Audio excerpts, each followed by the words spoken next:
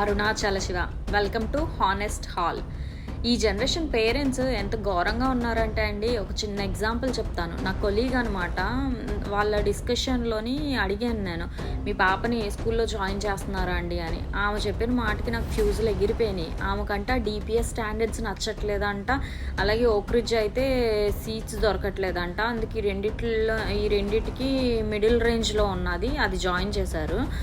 ఇది 2 years back fees structure అయితే 2.5 lakhs per LKG అంట అండి. ఏం చెప్తారా అండి, ఎల్కేజీకి ఒంట్లు ఏబిసిడీలే కదా, దానికి 2 లక్షలు ఎందుకండి అని అడిగాను నేను. అడిగితే ఆమె చెప్పిన దానికి నాకు నిజంగా ఏమనాలో అర్థం కాలేదు. కరికులం బాగుందంట. ఎల్కేజీ వాళ్ళ కరికులం ఏంటండి, ఏమన్నా అంటే అక్కడే ఫుడ్ పెడతారు అంటే, ఈ తల్లిదండ్రులకి వాళ్ళ పిల్లలకి వండి పెట్టడం కూడా ఒళ్ళు బద్ధకాలు. అది కాక అక్కడ పడుకోబెడతారంట. ఒక గంట ఎవరి బెడ్లో వాళ్ళని పడుకోబెట్టడానికి 2 లక్షలు కడుతున్నారు.